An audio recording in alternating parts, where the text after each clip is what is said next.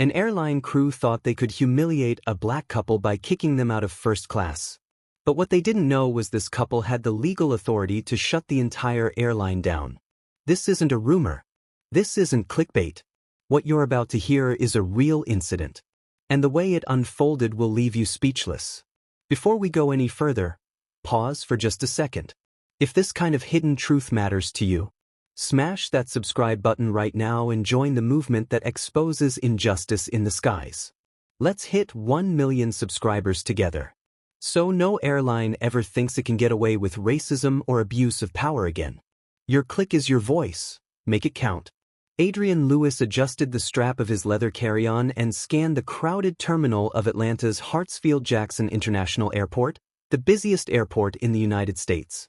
At 39, Adrian carried himself with the calm authority of a man used to making decisions that could ground entire fleets of aircraft. He wasn't a celebrity, but inside the world of aviation safety his name carried real weight. Principal Operations Inspector for the Federal Aviation Administration, the FAA.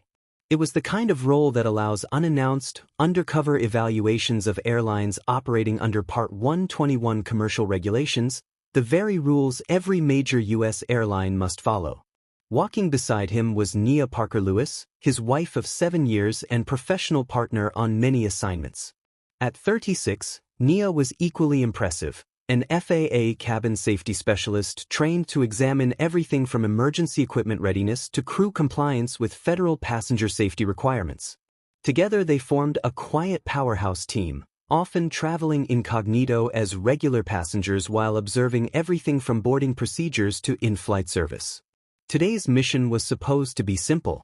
They'd completed a surprise inspection the night before at a maintenance facility outside Atlanta, and were heading to New York's JFK Airport for a follow-up meeting with FAA regional staff. No sting operation. No confrontation planned. Just a routine early morning flight, a quick debrief, and maybe a late lunch in Manhattan before their next assignment. Adrian checked his watch as the public address system called passengers for Flight 1827, a standard morning run up the East Coast. He and Nia held first-class tickets, booked in accordance with federal travel guidelines that allow inspectors to work efficiently while on duty. The upgrade wasn't a luxury, it was part of the job.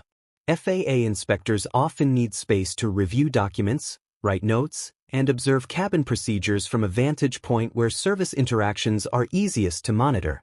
Nia nudged his shoulder and smiled. "Coffee first when we land?" she asked, her voice light but steady. "Only if you promise not to file a violation against the barista," Adrian teased. Their easy banter concealing years of hard experience documenting safety lapses and crew misconduct. Neither of them noticed the lead flight attendant standing just inside the jet bridge, watching the boarding area with a narrowed gaze. Her name was Samantha Greer, the purser responsible for the first-class cabin. Samantha's eyes lingered on the couple longer than necessary, and a faint crease formed between her brows as if their presence already raised a silent question. In a few short minutes, that quiet look would escalate into a decision, one that would put her career, her airline, and the reputation of an entire crew under federal scrutiny. Adrian and Nia moved toward Gate B23, scanning the overhead monitor as the boarding announcement echoed through the concourse. Passengers shifted in line, gate agents scanned electronic passes, and the routine choreography of air travel unfolded exactly as Adrian had seen thousands of times before. To every other traveler, it was just another morning flight. But for the couple at the center of this story, every step toward the jet bridge was carrying them closer to an encounter that would test not only their personal dignity, but also the very federal protocols they were sworn to uphold. What neither Adrian nor Nia knew, and what the crew certainly didn't realize, was that this ordinary boarding process was about to ignite a confrontation that would spread across social media, trigger a federal investigation, and expose how racism can hide in the everyday motions of air travel. The first-class boarding call echoed over the PA. Pre-boarding and first-class passengers for Flight 1827 to New York, now welcome. Adrian and Nia stepped forward, holding their mobile boarding passes. A gate agent with a practiced smile scanned Adrian's pass first. A green light blinked, the standard tone sounded, and she waved him through without hesitation. But as Nia extended her phone, the agent's smile tightened. The scanner chirped an identical green light. Yet the agent paused, eyes flicking toward the lead flight attendant waiting at the aircraft door. "One moment," the agent said, lowering her voice. "Could you step aside for a quick seat check?" Adrian frowned. "Is there a problem with her ticket?" The agent didn't answer directly. Instead, she leaned toward her colleague and whispered something over the counter. Both agents glanced at Nia, then at Samantha Greer, the purser standing just inside the aircraft doorway. Nia kept her posture calm, but the delay was unmistakable. Her boarding pass clearly displayed seat 2A, first class, no different from Adrian's. "Everything okay?" Adrian asked again, firmer this time.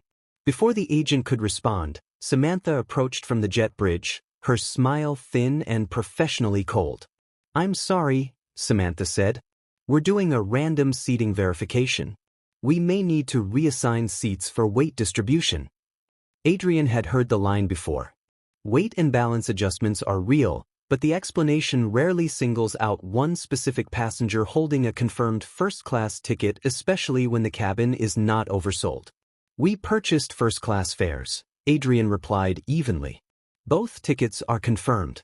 Is there an operational issue?" Samantha's eyes lingered on Nia for a beat too long. Her tone hardened. "Sir, we reserve the right to reseat passengers at our discretion. Economy Plus is available. If you'd like to continue this discussion, we can involve security." The words landed like a warning shot. Nearby passengers shifted uncomfortably, sensing tension but pretending not to stare. Nia took a quiet breath.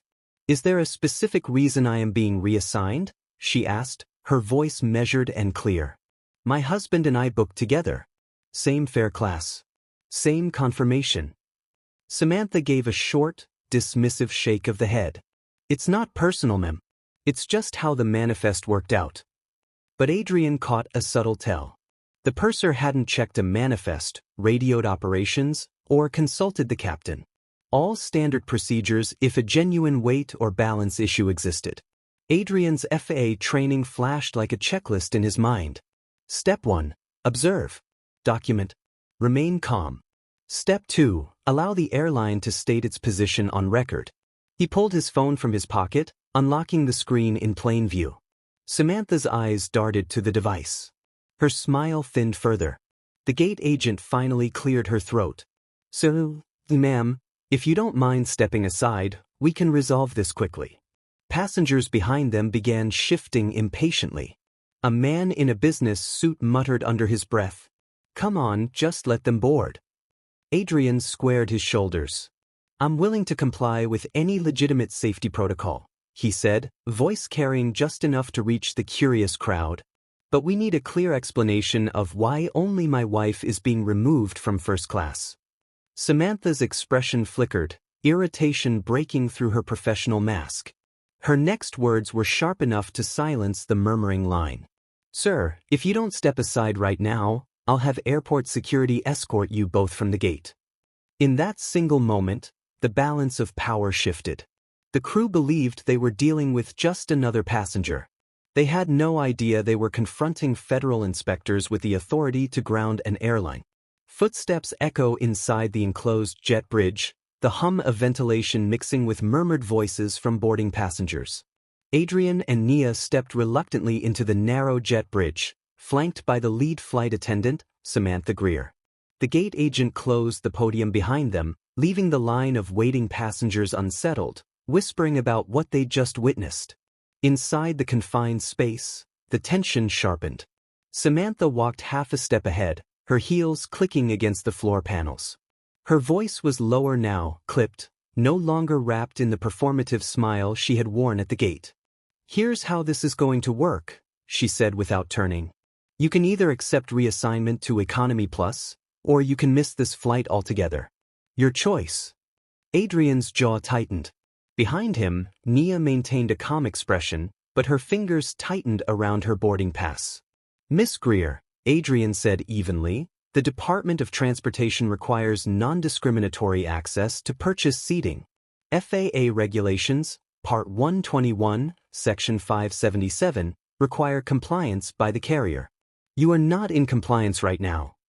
Samantha froze mid-step, her body stiffening at the calm precision of his words. She turned slowly, eyes narrowing. Are you trying to threaten me with some regulation? Adrian didn't raise his voice. He didn't need to. I'm reminding you that federal law applies here, in this jet bridge, on this aircraft, from the moment passengers step aboard. Other first-class passengers began to file in behind them, slowed by the standoff.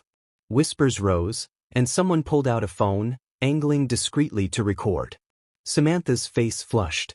She glanced toward the cabin door, where another flight attendant peeked out nervously, unsure whether to intervene. Sir, Samantha snapped, louder this time so others could hear. You and your wife are causing a disturbance. If you don't comply, I'll call airport police right now. The word police carried through the jet bridge like a shockwave. Passengers froze. A mother with 2 children whispered, "Why them?"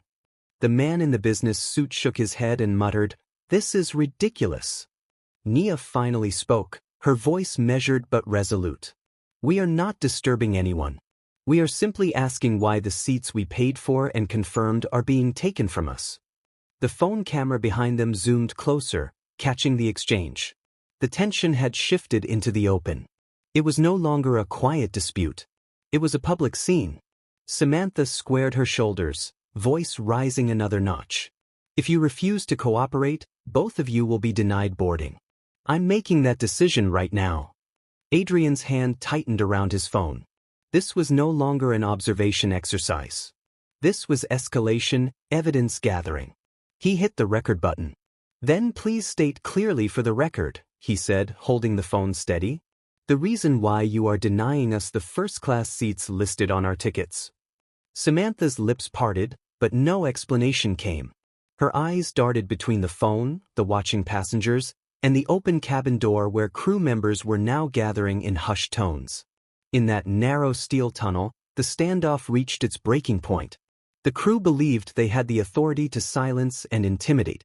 But with passengers recording, regulations being cited, and the truth on the edge of exposure, the next word spoken would decide everything. A man in a navy suit finally spoke up, his voice firm enough to carry down the narrow tunnel. "Excuse me, why are you denying them their seats if their tickets are valid?" Heads turned. 2 more passengers raised their phones, screens glowing in the dim overhead light. The quiet ripple of private whispers transformed into an audible wave of questions. "Yeah," a young woman near the back called out. "What's the reason?" "They paid for first class." The tension snapped like a cable under strain. Samantha Greer whipped around, eyes flashing at the crowd. "This is an airline matter," she barked. "Everyone please stay back and allow boarding to continue." But boarding had already stopped. The gate door was closed. No one was moving until someone answered. A second crew member, Flight Attendant Carlos Vega, stepped halfway out of the aircraft door. He glanced at Adrian and Nia, then at the cameras pointed in his direction. Maybe we should just..." Samantha cut him off with a sharp hand gesture. "Stay inside, Carlos. I'm handling this." Adrian turned slightly, addressing the crowd without raising his voice. "We are asking for a simple explanation for why my wife is being reassigned from the seat she purchased. That's all." The businessman lifted his phone higher. "Sir, I'm recording for your protection," he said. "This doesn't look right." A mother holding a toddler nodded vigorously. "I'm recording too. We all see what's happening." The weight of public attention shifted the balance. Where moments earlier Samantha commanded the space, now every camera became a witness. Every whisper a quiet indictment. Her posture stiffened, but her words faltered. This is a safety decision," she stammered, eyes darting toward the cabin. "We reserve the right to reseat for operational reasons." "Then call the captain," Adrian said evenly. "Per FAA procedure, the pilot in command must be informed of any removal or reseat decision. Let's get the captain here to explain." A murmur of agreement rolled through the passengers. "Yeah, bring the pilot," someone said. "Let's hear it from the top." Nia remained composed, her boarding pass visible in her hand. "Or," she added. You can simply let us take the seats we purchased and we can all be on our way. Samantha's jaw clenched.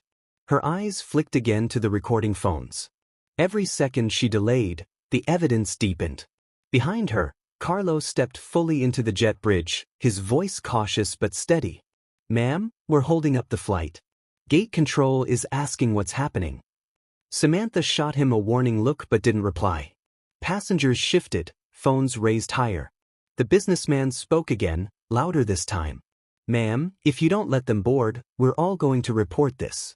Right now. The word report carried through the jet bridge like a starting gun. Several passengers echoed it. To the DOT, one woman said.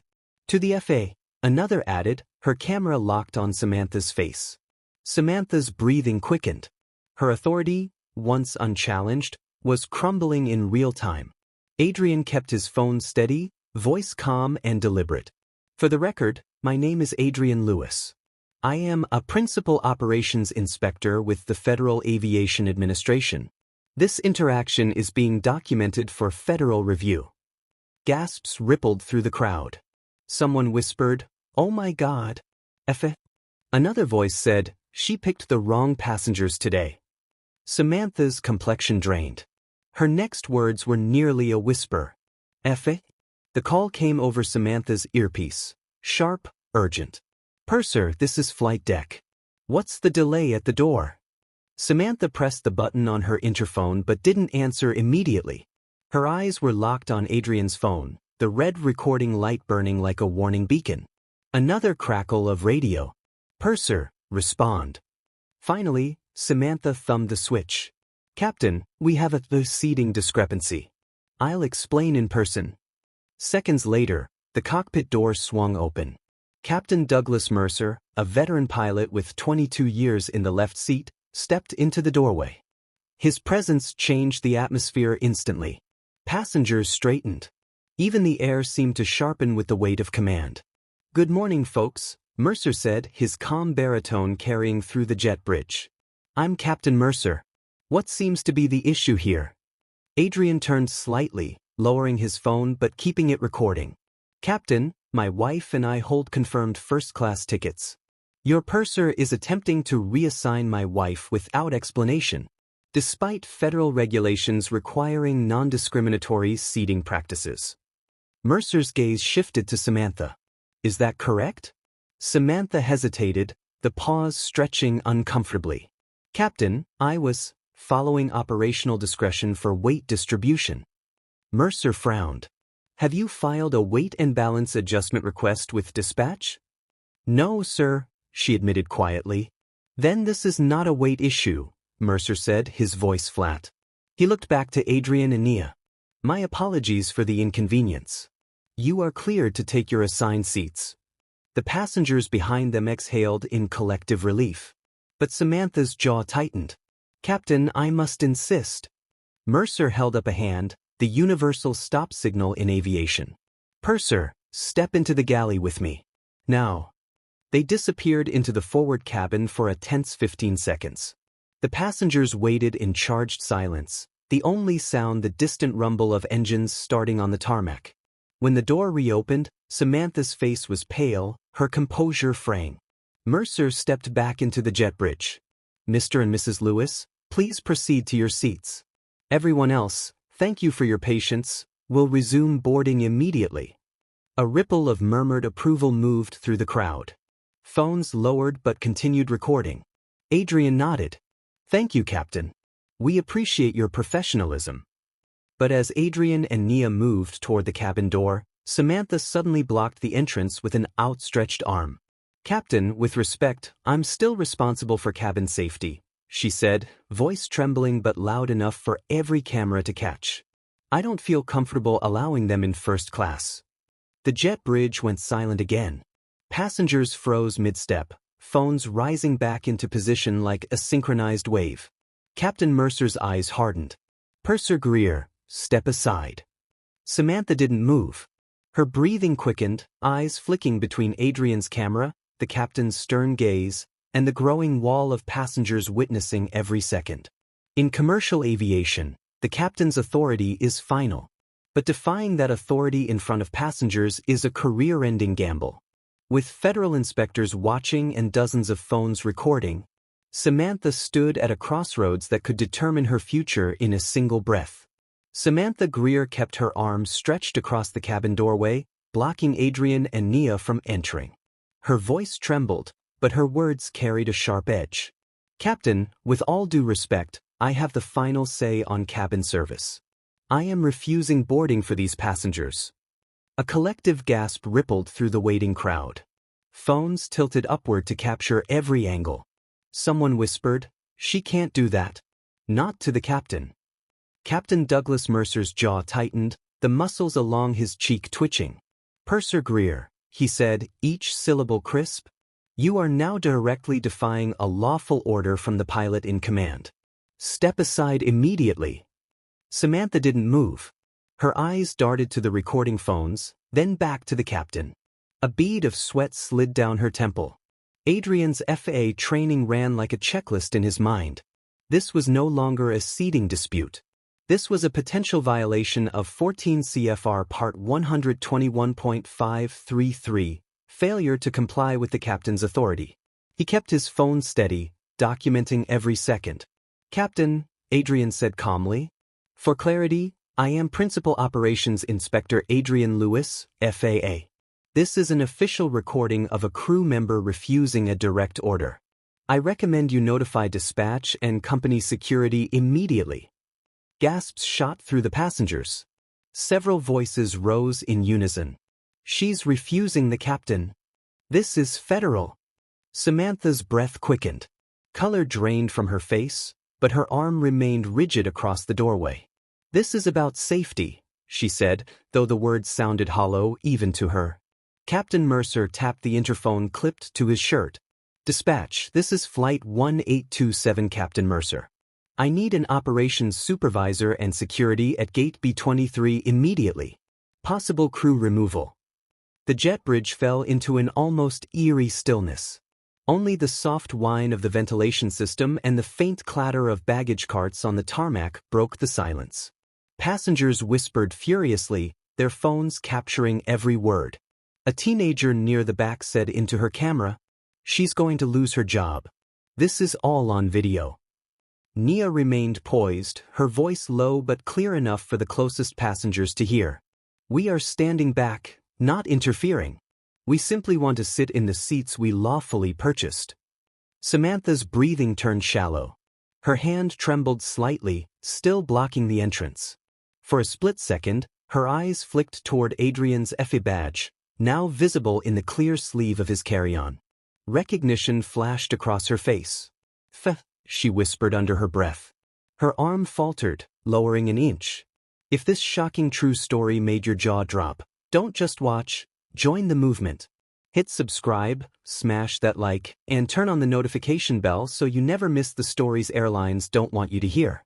Let's hit 1 million strong together. Captain Mercer stepped forward, closing the distance. "Purser Greer," he said, voice now carrying the full authority of command, "this is your final opportunity to comply before I remove you from duty and delay this flight under federal incident protocol." The passengers went silent again, holding their breath. The teenager's camera zoomed in. Someone whispered, "This is it." Samantha's eyes darted between Adrian's phone, the captain's steady gaze, and the growing wall of witnesses. Her lips parted as if to speak, then pressed shut. Her arm dropped slowly to her side. Mercer exhaled, a controlled release of tension. "Thank you," he said firmly. "Mr. and Mrs. Lewis, welcome aboard." Adrian and Nia stepped past Samantha, their footsteps measured and deliberate. But before they reached their seats, a crackle of radio chatter cut through the tense silence. "Security en route to Gate B23. Requesting confirmation of crew removal." The captain paused mid-step, turning toward the door. His eyes met Samantha's one last time. Her shoulders stiffened, as if bracing for the inevitable. The call was made. Security was on its way. What happened next wouldn't just decide who sat in first class. It would decide who would walk off this plane without a uniform. Two airport security officers emerged from the terminal side of the jet bridge, flanked by a third figure wearing a navy blazer with a silver airline badge, Operations Supervisor Linda Carver. Their presence shifted the atmosphere instantly. The crowd of passengers instinctively stepped back, phones held high but steady, their screens glowing like a wall of silent witnesses. "Captain Mercer?" the taller officer said, his voice professional but urgent. "Airport security. We received a report of a boarding disturbance." Mercer stepped forward with the calm authority of a veteran captain. "Thank you for coming. This is not a passenger disturbance. This is a crew compliance issue. My purser has refused a lawful order and attempted to deny boarding to 2 confirmed first-class passengers." Gasps rippled through the waiting travelers. The shorter officer exchanged a quick glance with his partner, then turned toward Samantha Greer. "Ma'am, is that accurate?" Samantha's face drained of color. Her voice wavered. "I was following procedure for cabin safety." Operations Supervisor Carver raised a clipboard, eyes narrowing. "Purser Greer, was a weight and balance adjustment filed?" "No," Samantha admitted, barely audible. Carver's tone sharpened. "Then this is not a safety receipt. Captain, do you wish to proceed with a crew removal?"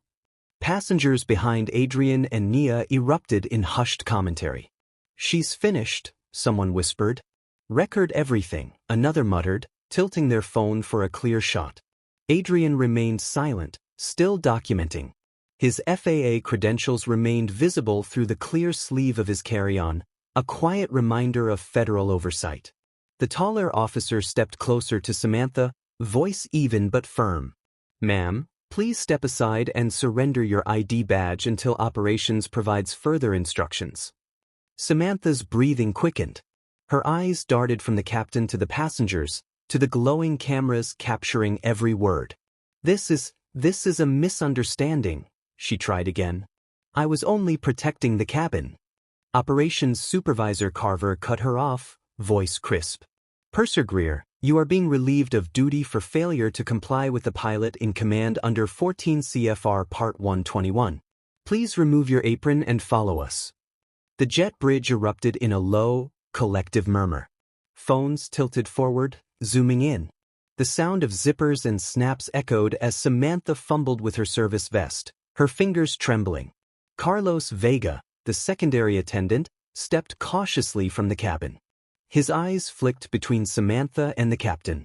"Captain, do you need an alternate lead for departure?" "Yes," Mercer said without hesitation. "Carlos, you'll act as purser for this flight." Passengers quietly applauded, soft at first, then stronger as the reality set in. The teenager with the camera whispered, "This is unreal. She's actually being removed."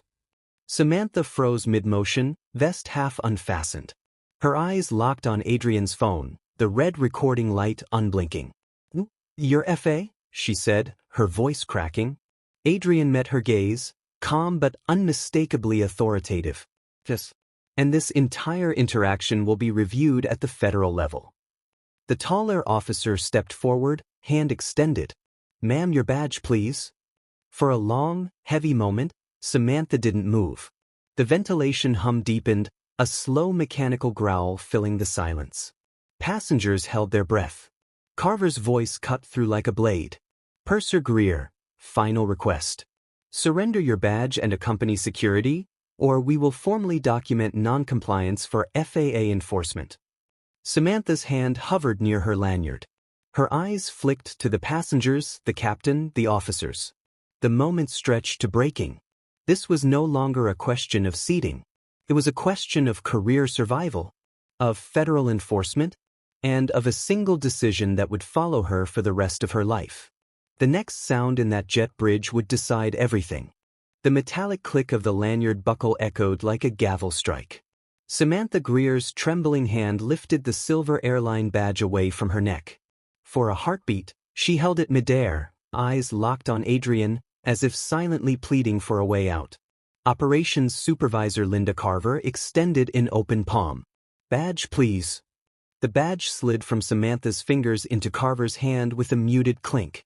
The sound was soft but final, a noise that carried the weight of a career ending in real time. Passengers along the jet bridge exhaled in a collective release, phones capturing every second. "Purser Greer," Carver said, voice steady but unyielding. "You are officially relieved of duty under 14 CFR Part 121. You are to remain off duty until further notice from corporate and federal regulators." Security Officer Grant stepped forward and gestured toward the terminal side. "Ma'am, please come with us." Samantha opened her mouth but no words followed. Her eyes darted to Captain Mercer, searching for a lifeline. Mercer didn't flinch. "Compliance is not optional," he said evenly. "This flight will not depart until you exit." The taller security officer adjusted his stance. "Ma'am, now." Samantha's knees seemed to wobble as she stepped backward toward the terminal. The red recording lights of half a dozen phones followed her every move. Each step felt like an indictment. Carlos Vega, now acting purser, quietly rechecked the boarding manifest. "Captain," he said softly, "passenger count remains stable. Cabin ready on your order." Mercer nodded but didn't take his eyes off Samantha until the jet bridge doors sealed behind her. The heavy latch clicked shut, a sound that carried both authority and finality. A new voice cut through the tension. "Captain Mercer?" Adrian turned to see a woman in a charcoal blazer approaching from the gate. Her badge read TSA, Federal Security Director Liaison. She carried a slim tablet and a crisp posture of federal oversight. "I'm Director Aaron Walker with TSA and FAA Joint Operations," she introduced calmly. "I need a preliminary statement from you and the passengers involved. We've received multiple real-time incident reports." Carver stepped forward, tablet in hand. "We'll secure the flight deck and provide a full statement. FAA inspectors are on site as passengers." Director Walker's eyes narrowed slightly, scanning the crowd until they landed on Adrian. "You're Inspector Adrian Brooks?" Adrian produced his credentials without hesitation. "Yes. My wife and I were traveling off-duty. I have a complete video record of the interaction from initial boarding denial to crew removal." The director tapped a quick note on her tablet. "Excellent. Please preserve that footage under FAA chain of custody protocol. We'll initiate a formal investigation into discriminatory denial of service and crew compliance violations." A wave of murmurs swept through the jet bridge. Passengers looked at one another, suddenly aware that this was no ordinary delay. This was a federal case unfolding in real time. Director Walker turned to Carver.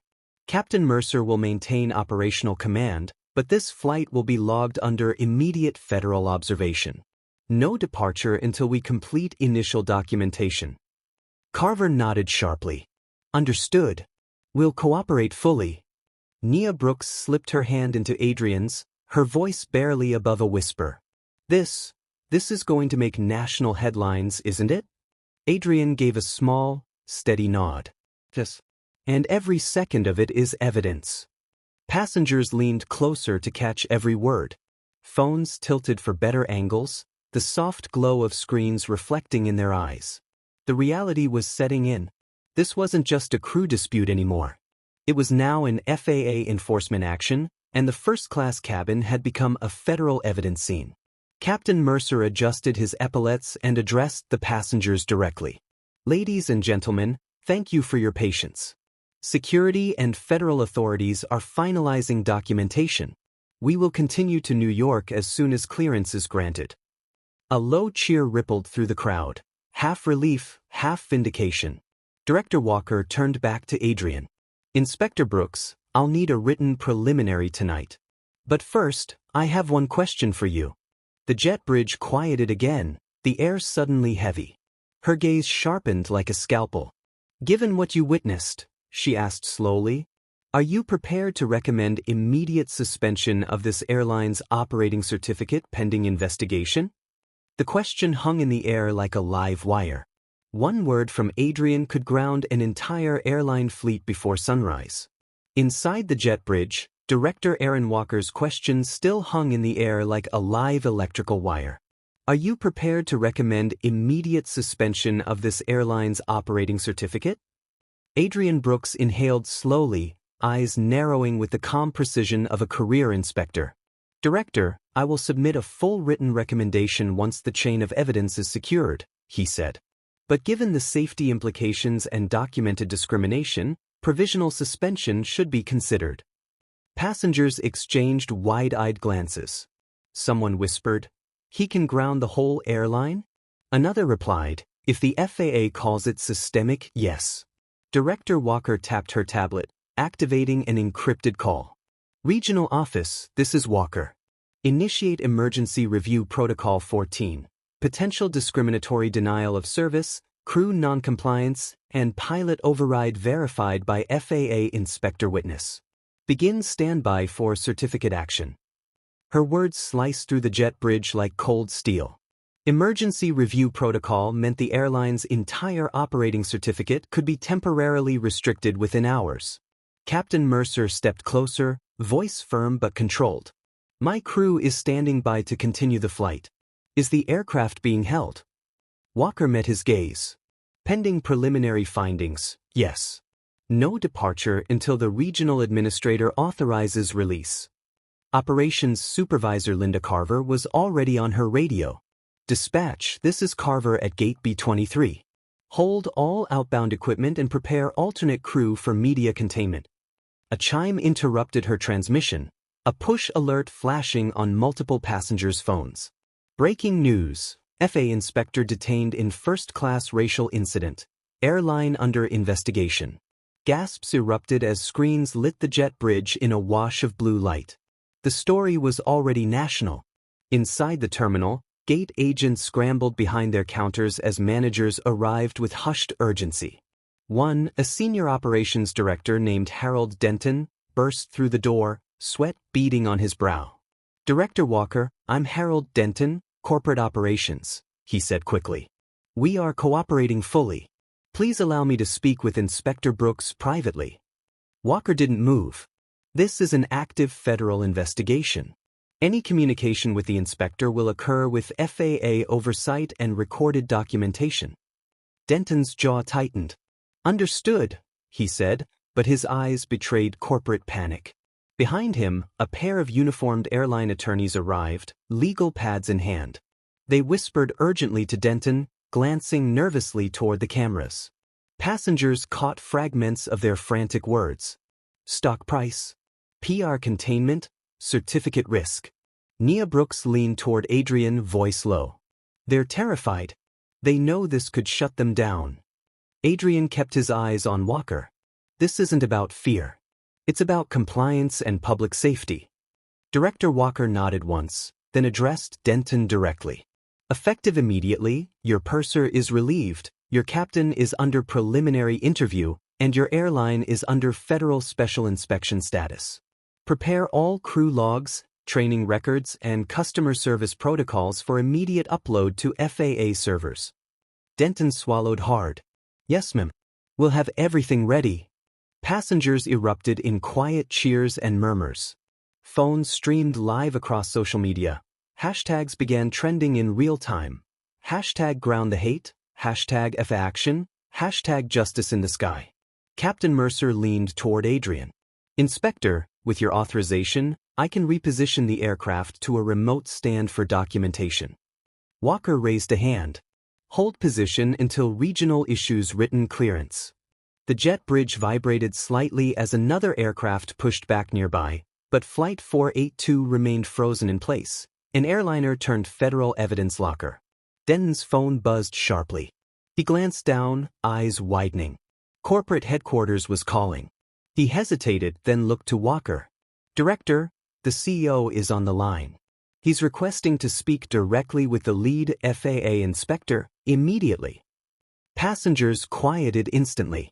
Even the security officers paused, eyes flicking toward Adrian. A single phone call from the airline's top executive could change the course of the investigation, or seal the company's fate. Adrian's next decision would determine whether an entire fleet took off tomorrow, or stayed grounded by sunrise. Harold Denton, the airline's senior operations director, pressed the device to his ear. "Yes, sir," he said quickly. Then he froze, glancing toward Director Aaron Walker and FAA Inspector Adrian Brooks. "Understood, yes, sir.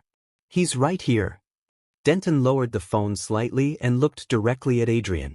"Inspector Brooks," he said carefully, "our chief executive officer is on the line. He is requesting to speak with you personally, now." Passengers hushed to a near-perfect silence. The faint hum of the ventilation system was the only sound, a low mechanical growl beneath the high-stakes pause. Director Walker stepped closer, her federal badge catching the overhead light. "Inspector Brooks," she said evenly, "you are not required to take this call. Under FAA protocol, communication from airline leadership is not to occur without federal oversight during an active investigation." Adrian's eyes narrowed. "What is the nature of the call?" Denton swallowed hard. "The CO wishes to offer an immediate statement of apology and," he hesitated, "a proposal to cooperate fully in order to expedite a safe departure for passengers." Nia tightened her grip on Adrian's hand. Her voice was low but firm. "They're not apologizing for us. They're trying to save their airline." Director Walker nodded in agreement. Accepting this call could complicate the chain of custody, but refusing might escalate corporate interference. The ringtone pulsed again, short, insistent, impossible to ignore. Passengers held their phones higher, live-streaming the unfolding drama. #GroundTheHate and #FAAction banners flashed across screens in real time. Captain Mercer adjusted his headset but remained silent, watching the federal standoff unfold a few feet from the aircraft door. His crew waited behind him, frozen in the narrow cabin entrance, aware that every minute of delay added fuel to the media firestorm brewing outside. Adrian exhaled slowly. "Director Walker," he said carefully, "if I decline the call, can the FAA proceed without risk of obstruction claims?" "Yes," Walker replied. "But corporate will argue they attempted to cooperate. Your decision will set the tone for the enforcement action." The ringtone cut out, then immediately restarted, louder this time. Passengers jumped at the sharp chime. Denton's hand trembled slightly as he held out the phone. "Inspector," Denton said, voice tight, "this is the CEO's third attempt. He's asking for 30 seconds. He says he will abide by whatever conditions you set." Adrian met Walker's eyes. Her expression revealed nothing but steady authority. "Your call," she said simply. The room seemed to shrink around Adrian. He felt the weight of 100 passengers, an airline's future, and the credibility of a federal agency pressing against a single decision. One word, yes or no, could shape the next headline, the next court filing, the next regulatory order. Nia whispered, barely audible, "Whatever you do, don't let them rewrite the story." Adrian looked back at Denton, then at the glowing phone screen where the CEO's name flashed like a silent dare. The vibrations buzzed through Denton's fingers, each pulse a reminder of the stakes. Director Walker's voice cut the tension with surgical precision. "Inspector Brooks, you are under no obligation to accept.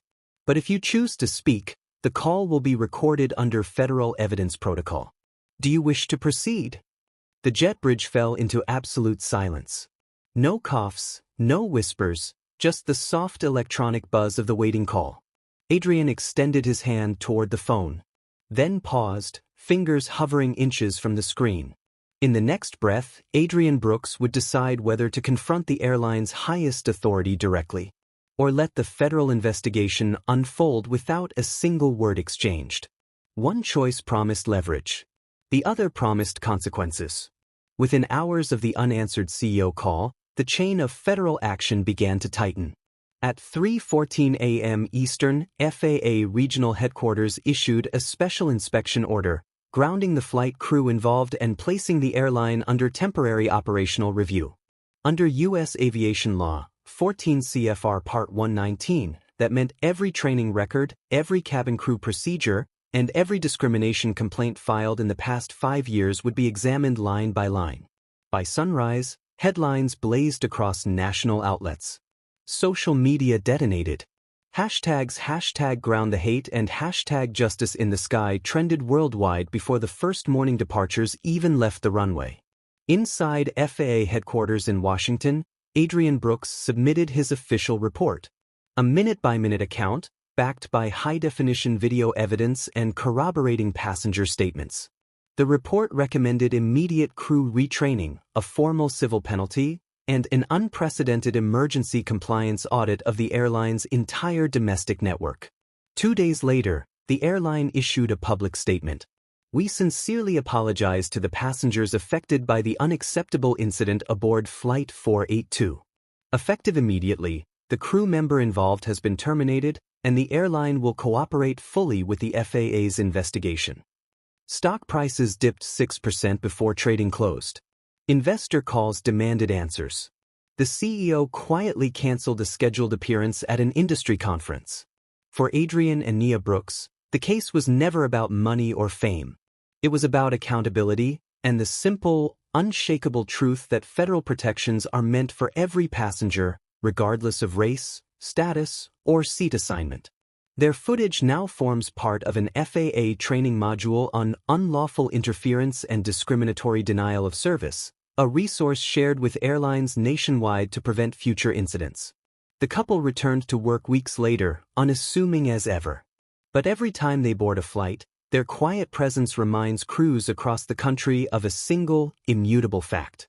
Authority is not the uniform. Authority is the law. This wasn't just a victory for 2 travelers. It was a warning to every airline that racism at 30,000 feet will never fly again. If this true story of justice in the skies shook you, don't just close this video, be part of the change. Smash that subscribe button right now. Tap the like if you believe no passenger should ever face racism in the air. And hit the notification bell so you never miss the stories airlines hope you never hear. We're building a movement to 1 million subscribers. 1 million voices demanding accountability and equality, from the check-in counter to the captain's chair. Your single click is more than support. It's a stand.